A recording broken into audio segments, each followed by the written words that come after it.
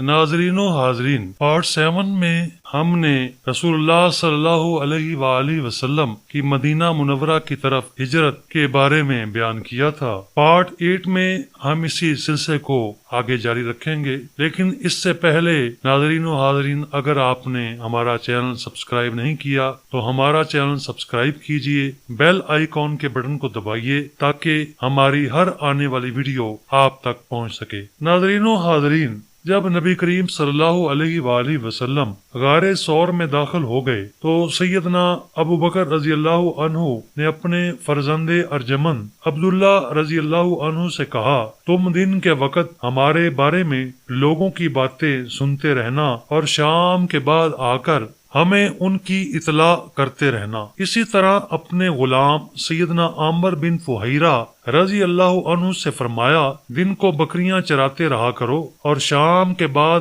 ہمارے پاس لے آیا کرو۔ چنانچہ عبداللہ بن ابی بکر رضی اللہ عنہ دن بھر قریش میں رہتے، رسول اللہ صلی اللہ علیہ وآلہ وسلم اور ابو بکر رضی اللہ عنہ کے بارے میں ان کے مشورے اور باتیں سنتے، پھر شام کے بعد آ کر آپ کو بتاتے، جبکہ عامر بن فہیرہ رضی اللہ عنہ مکہ کے چرواہوں کے ساتھ مل کر اپنی بکریاں چراتے اور شام کے بعد ابو بکر رضی اللہ عنہ کی بکریاں ان کے پاس لے آتے۔ رسول اللہ صلی اللہ علیہ وآلہ وسلم اور ابو بکر رضی اللہ عنہ ان بکریوں کا دودھ پیتے اور ضرورت ہوتی تو بکری ذبح کر کے گوشت بھی کھاتے۔ پہلے عبداللہ رضی اللہ عنہ غار سے نکل کر مکہ کی جانب جاتے، پھر عامر بن فہیرہ رضی اللہ عنہ تاکہ بکریوں کے چلنے سے ان کے پاؤں کے نشانات مٹ جائیں، حتیٰ کہ جب اسی طرح 3 راتیں گزر گئیں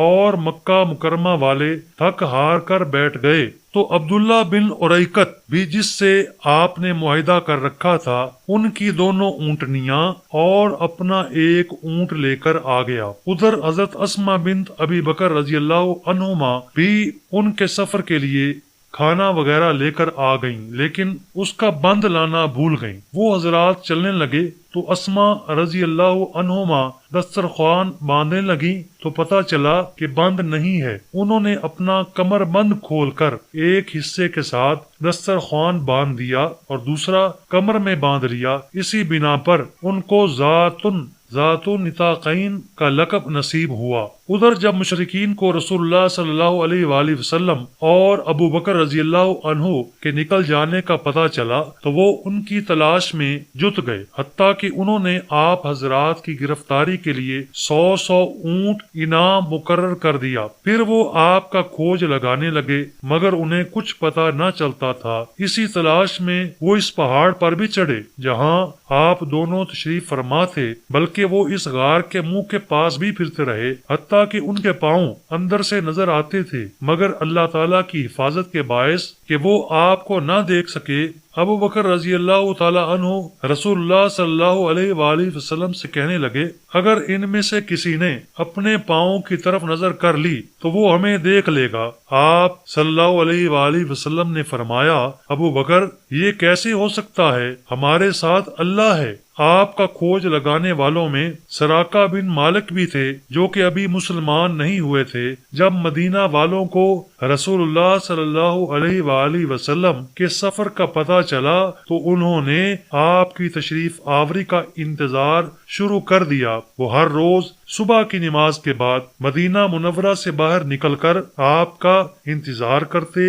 جب کڑی دھوپ کا راج ہو جاتا تو وہ سایہ کی پناہ لیتے، جب کوئی سایہ بھی نہ بچتا تو وہ واپس شہر میں آ جاتے۔ آپ کی تشریف آوری کے مبارک دن بھی وہ باہر بیٹھے انتظار کرتے رہے۔ جب سائے ختم ہو گئے تو وہ مایوس ہو کر گھروں کو چلے گئے۔ ادھر وہ واپس آ گئے، ادھر آپ تشریف لے آئے۔ سب سے پہلے آپ کو ایک یہودی نے دیکھا، چونکہ اس کو علم تھا کہ اہل مدینہ آپ کی تشریف آوری کے شدت سے منتظر ہیں، اس لیے اس نے بلند آواز سے اعلان کیا، اے بنو قیلہ، تمہاری قسمت جاگ اٹھی، جن کا انتظار تھا وہ تشریف لے آئے۔ انصار بھاگے بھاگے آئے تو رسول اللہ صلی اللہ علیہ وآلہ وسلم ایک کھجور کے سائے تلے تشریف فرما تھے۔ آپ کے ساتھی سیدنا ابو بکر رضی اللہ عنہ بھی آپ کے تقریباً ہم عمر ہی تھے۔ اکثر لوگوں نے اس سے قبل آپ کو نہیں دیکھا تھا،